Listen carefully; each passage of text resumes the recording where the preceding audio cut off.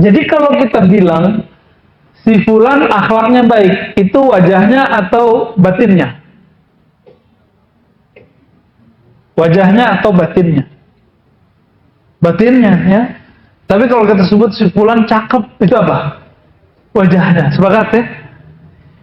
Jadi sebenarnya, saudara yang melakukan Allah, kita itu sudah biasa mengakses alam yang bukan zahir. Cuma nggak percaya aja. Kita setiap hari loh memandang yang tidak zahir itu. Setiap hari kita memandang yang tidak zahir. Kita sering ngomong, gue ikhlas loh. Itu kan ngomong mau menzahirkan yang batin, ya kan? Karena orang nggak percaya lalu kita zahirkan. Tapi semakin kita zahirkan yang batin, dia jadi nggak batin lagi. Nah, maka batin itu bahasa Arab sesuatu yang tersembunyi. Biarkan dia tersembunyi. Nanti biarkan orang-orang dengan batinnya memandang. Nah, lalu beliau mengatakan, fal jasadu mudrakun bil basar. Jadi yang saya tanyakan barusan disebutkan sini. Maka kegagahan pada jasad dapat dilihat dengan mata fisik. Wan nafsu, kecantikan kegagahan dalam jiwa, mudrakatun bil basirah, dapat dipandang dengan basirah, dengan mata batin, ya. Walikulli wahidatin minhuma hay'atun wa surah. Dan masing-masing itu punya rupa. Penyerupa. Coba ada orang gagah ketika dia marah, gagahnya gimana? Hilang. Ya. Ada cowok-cowok keren tapi tangannya begini deh, ya. Gimana kira-kira? Langsung nggak keren lagi. Ya, berarti dia punya masalah. Punya masalah. Apa yang paling mengejutkan saya di sini, di teks ini, belum bacain ayat, tulisin ayat, surat Shad 7172. Tapi penafsirannya ini yang bikin saya kaget. Surat Shad 7172. Ayatnya kalau dibaca, inni khaliqun, sesungguhnya aku menciptakan basyaran, manusia bashar. Bashar itu fisik. Jadi manusia itu terbagi dua. Satu sisi bashar, bukan Bashar Asad loh, ya. Bashar itu sisi fisik. Min tin, dari tanah atau dari saripati tanah. Benar nggak? Antum makan yang dari tumbuhan? Bahkan hewan-hewan itu makan tumbuhan atau makan apa? Makan bulan. Makan tumbuhan, ya. Jadi beda sama Superboy, Superman, ya. Superman nggak perlu makan, dia cukup kena cahaya matahari, ya. Itu alam imajinatif itu. Lalu apa kata beliau? Ada ayat berikutnya bahwa di dalam diri kita ada sesuatu yang bukan dari tanah ini, bukan dari bumi. Antum itulah yang disebut alien.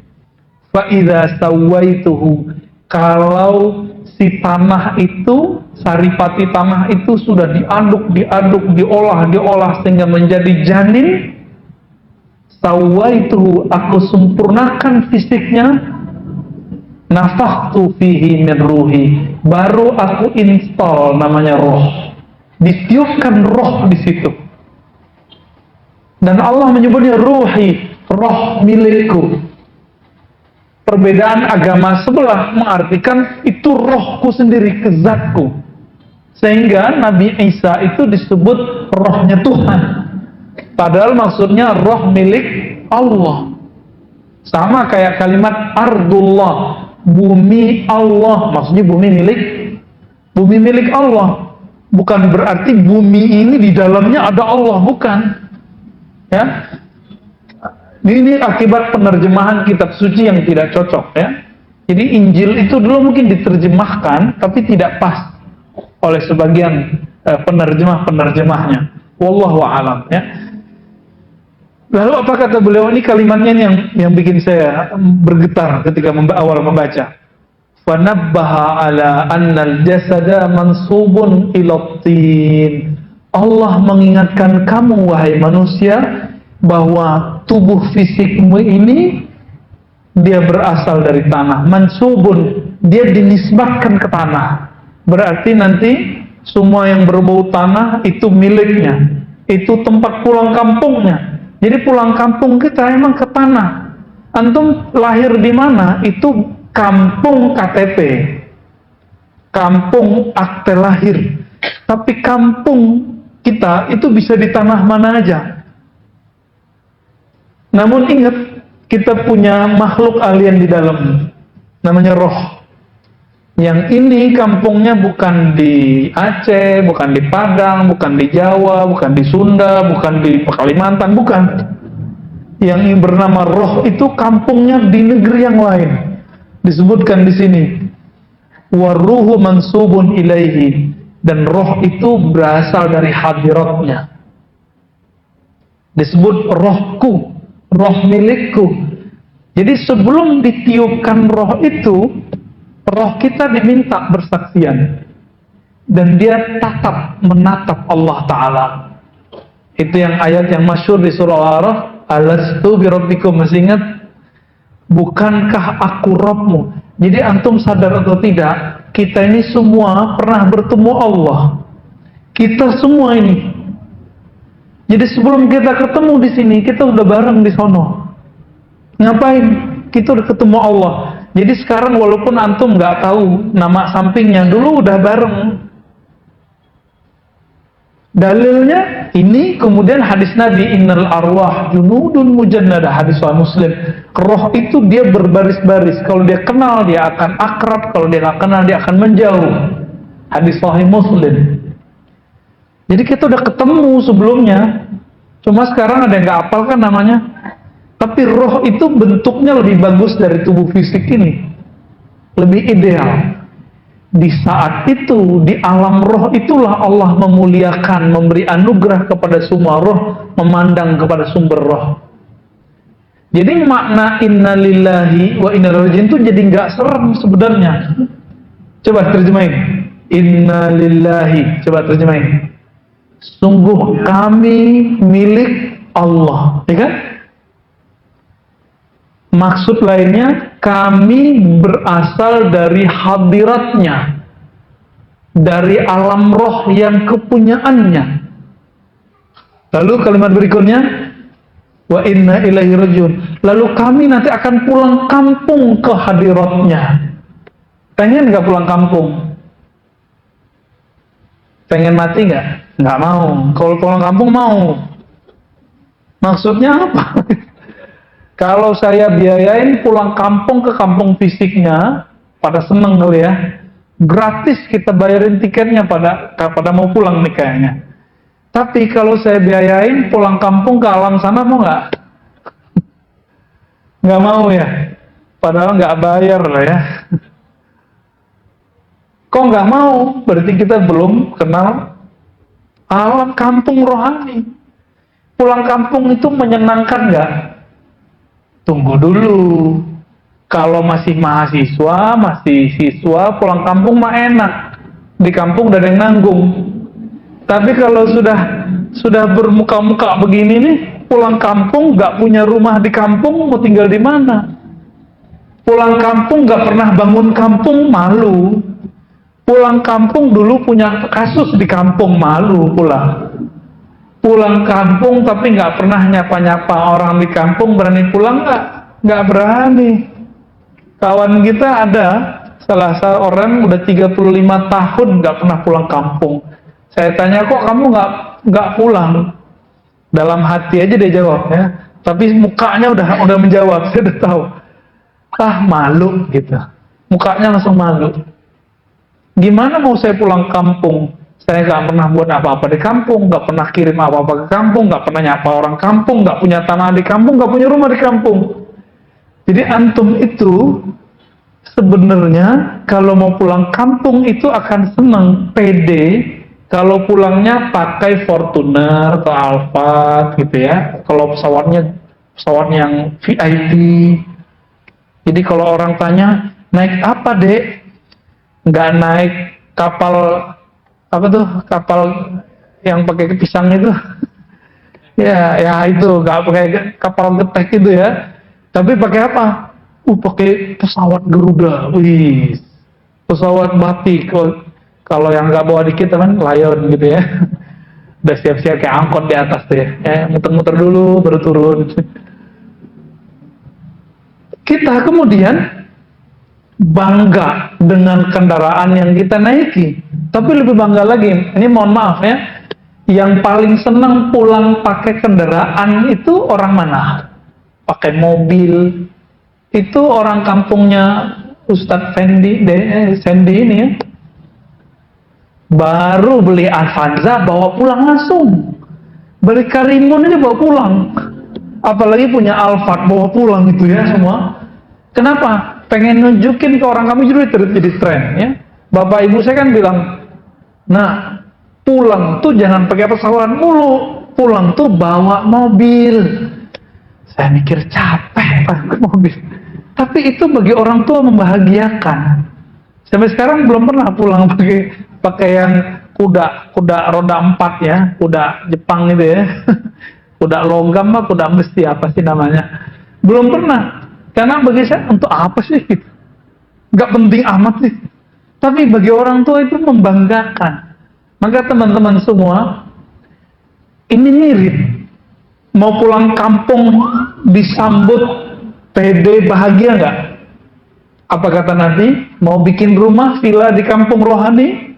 Nabi mengatakan, man shalla isnatai asyrata raka'atan. Siapa yang sholat 12 rakaat setiap hari, banallahu lahu baitan fil jannah. Allah bangunkan satu istana di surga, satu villa di surga. Mau? Jadi sholat sunatnya jangan kurang di luar tahajud nih ya. Di luar tahajud kita punya 12 rakaat. Itu yang disebut rawatib. Kalau nggak bisa kejar sunat rawatib, ya kejar di duha. Nggak bisa di duha, ya di sholat sunat mutlak. Masih ingat Ali Zainal Abidin bin Husain, anak Husain, itu karena dia ditahan tahanan rumah, nggak boleh keluar, kerjanya cuma zikir, sholat. Berapa rakaat dia sholat setiap hari? 1000 rakaat. Coba bagi 12, sudah berapa tuh? 120 ya? 120 villa tiap hari. Gila itu ya. Itu tajir banget tuh. Kalau pulang, maka Nabi mengatakan, ini level anak-anaknya Husain. Nabi mengatakan, Husain sayyidah syababi ahli jannah. Husain itu ayahnya Zainal Abidin adalah pemimpin pemuda-pemuda yang masuk surga. Kabar gembiranya antum yang sudah ubanan, yang sudah keriput, yang sudah ompong, itu nanti jadi pemuda semua. Dan pemimpin kita bernama Husain Hasan ya. Anaknya Husain setiap hari berapa? 1000. Gimana kalau Husain itu saya nggak tahu. Husain itu satu nafasnya naik itu sudah zikir, turun zikir lagi, nggak pernah lupa kepada Allah. Itu Husain. Kita sholat aja lupa kepada Allah. Gimana mau bangun? Jadi udah bangun rumah di surga, tapi keropos baru 3 hari runtuh.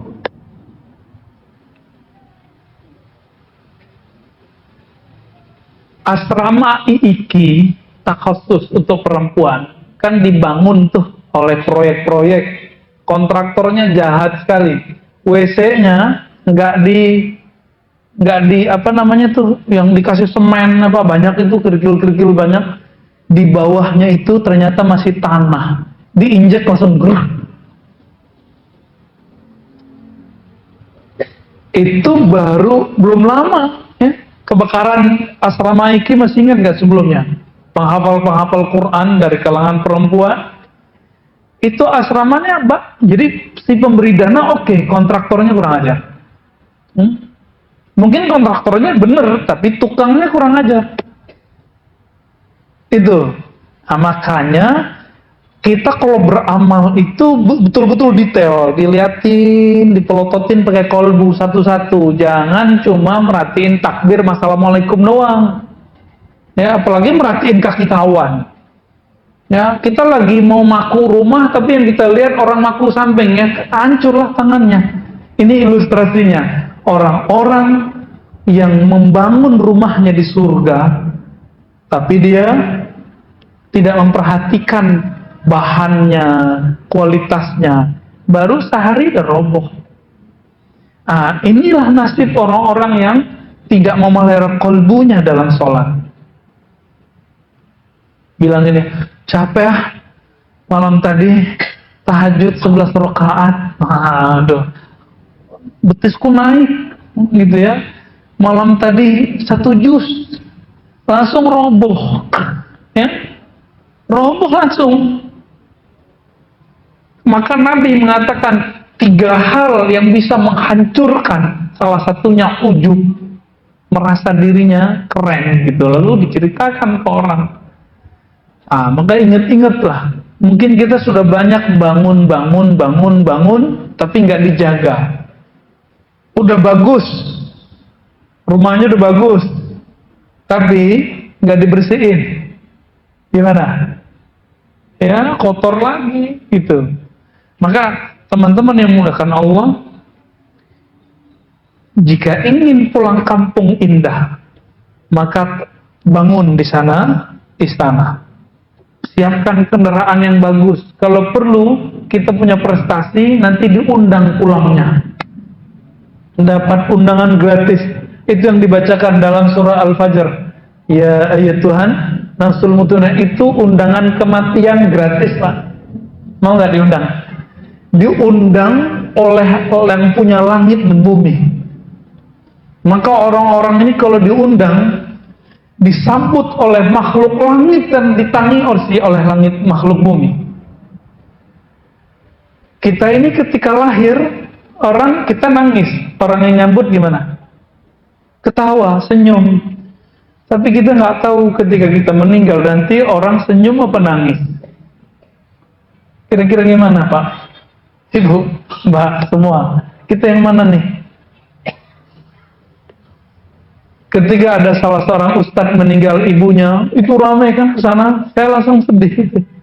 Ya Allah, ini yang terkenal anaknya, tapi ibunya dapat keberkahan. Oh, ternyata anaknya itu jadi seperti ini karena didikan ibunya. Poin, ketika meninggal itu ribuan orang datang, sholat gaib di mana-mana, dapat keberkahan. Kita mikir, kita yang dakwah ini yang mana nih ya? Maka teman-teman semua, disebutkan di hadis Nabi, innamal a'mal bil khawatim. Amal itu tergantung endingnya, tapi ending itu tergantung dalamnya. Jika di dalamnya benar, nanti akhirnya benar. Jadi apa kata beliau? Beliau sedang mengenalkan kampung kita. Kampung kita bukan di Padang, bukan di Pekanbaru, bukan di Jambi, bukan di Kalimantan, bukan di Jawa, bukan di Sunda, bukan di Betawi, bukan. Kampung kita bernama alam roh. Nanti bakal pulang ke sono. Ya.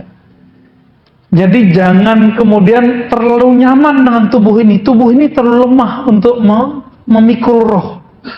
Coba lihat, Pak. Punggungnya udah mulai sakit-sakit belum? Ya, kepalanya udah sering masuk itu berat gitu ya. Makan gaji-gaji dikit berat. Ini nggak bisa emang. Di sini bukan surganya roh. Dulu masa kecil emang enak kalau makan apa aja naiknya ke atas, Pak. Kalau sekarang makan apa aja maju ke depan, makin ke kanan. Semuanya tuh sama aja tuh ya. Tuh sama saya juga begitu. Udah beda. Jadi ternyata tubuh ini punya masa, punya limit untuk berkembang. Selebihnya seharusnya kita mengembangkan roh. Tetap kita makan, minum, puasa, dan segala macamnya. Tapi kita mengembangkan roh. Maka kita kasih rumus. Setiap kali jatah fisik dikurangi, maka jatah rohani bertambah. Contoh, kenapa dalam Islam ada puasa? Supaya orang punya ketajaman kolbu, rasa empati terhadap orang susah. Itu rahasianya. Jadi puasa Daud, puasa bukan untuk sakti. Puasa Daud, puasa Ramadan, puasa Senin Kemis, Itu supaya kalbu kita bisa merasakan kesusahan orang. Itu yang disebut ahli ma'rifat. Bukan yang bisa baca hati orang itu, Pak. Itu mah tukang apa, gosip gitu ya. Sok tahu baca hati kita. Itu untuk apa? Tapi orang yang kata Nabi, la yu'minu ahadukum, kamu nggak sempurna imannya. Kamu tidur kenyang, tetanggamu tidur kelaparan. Orang yang ngerti itu yang disebut ahli ma'rifat. Itu yang disebut ahli thariqat. Itu yang disebut ahli ma'rifatullah, ahli hakikat itu. Yang kan sekarang orang banyak ya. Saya lihat beberapa sahabat kita udah mulai kajian syariat, tarekat. Aduh, serem amat sih bahasannya ya. Tapi nggak apa-apa kalau mau tahu. Sebenarnya puncak hakikat itu bukan ngawang, itu enggak. Tapi ketika dia mulai berpikir tentang alam kiri kanannya. Ini yang dialami oleh pendiri Jemaah Tabligh Maulana Ilyas, pendiri Ikhwanul Muslimin, pendiri NU, pendiri Muhammadiyah. Dulu mereka sibuk sendiri, sibuk sakti sendiri, sibuk pinter sendiri. Apa kata Hasan Al-Banna? Ya, saya belajar thariqat Hasafiyah, cabang dari Syadziliyah. Tapi orang thariqat itu sebagian, nggak semua, sibuk sama dirinya, tidak pernah mau memikirkan kiri kanan sampingnya. Akhirnya dibuat gerakan Jamiyah Hasafiyah, lalu diganti jadi Ikhwanul Muslimin. Dalam setahun punya cabang 300, baru setahun. Gerakannya betul-betul ya seperti NU di Indonesia dan Muhammadiyah, betul-betul persis sama. Dan mereka sama-sama Syadziliyah. Hadratus Syekh Hasyim Asy'ari rahimahullah itu Syadziliyah sama. Kita punya sanadnya dan kita lihat, oh Syadziliyah toh, ya. Jalurnya ke Syekh Mahfud Termasi, terus nyambung ke Abdul Hasan Syadzili. Mereka itu ketika tajam ma'rifatnya, tajam ilmu baca kitabnya, bukan untuk diri sendiri, memperkaya diri sendiri, justru berbagi kekayaan ilmu dibagi-bagikan, harta dibagi-bagi semua. Dulu kiai-kiai ngasih makan santri kan, semoga sampai sekarang ada lagi ya. Nah, itu warisan dari Rasulullah SAW. Rasulullah itu punya santri, orang-orang sufah itu Nabi kasih makan. Minimal dikasih tempat gratis deh kalau nggak ngasih makan, gitu. Harus ada yang begitu. Jadi apa rumusnya? Semakin kurangi jatah fisik, maka jatah rohani bertambah. Tapi kalau cuma dikurangi, tidak dilatih, kepekaan nggak ada. Khawatirnya nanti jadi dukun, ya. Jadi ahli cakra, baca-baca cakra orang. Nah, maka orientasi rohani kita jangan lagi mau baca cakra, baca aura, itu nggak penting ya. Cukuplah aura kasih yang cantik itu ya. Nggak usah kita baca-baca aura orang, nggak penting. Apa kata Allah, wa fi anfusikum afala tubsirun. Yang perlu kamu baca itu auramu, dirimu, jiwamu. Surat Zariyat ya. Di dalam jiwamu, apa kamu tidak melihat bahwa ternyata jiwamu alien, dia nggak butuh yang ada di dunia ini, dia butuh yang di akhirat. Itu sebabnya rumusnya tadi, ketika kita kurangi jatah tidur, lalu kita hidupkan mata kalbu dengan zikrullah, nanti kalbunya tajam. Seperti orang yang melatihkan lari setiap hari 10 kilo, 10 kilo, 10 kilo, nanti dia ajak 20 kilo juga kuat. Tapi nanti di padang mahsyar kan nggak bisa tidur, nggak ada tidur lagi. Nah, ini bagian akhir. Kalau kita nggak terbiasa bangun malam hari sekarang, nanti kita kelelahan di sana, Pak. Saya tutup dengan sebuah hadis Nabi bersabda, "Aktsarukum jaw'an yaumal qiyamah, aktsarukum syaba'an fid dunya." Orang yang terlalu banyak ngasih porsi untuk perutnya di dunia adalah orang yang paling lapar di akhirat. Orang yang banyak tidur di dunia, orang yang nanti paling lelah nanti di akhirat. Jadi saya mengimbau, mari bangun malam nanti ya. Bangun. Kalau ketinggalan qadha. Jadi Nabi pernah mengqadha salat-salat sunnahnya. Nah ini bagian pertama dari latihan jiwa. Mari latih ntar malam, lah itu pagi, semoga bulan depan sudah ada hasilnya.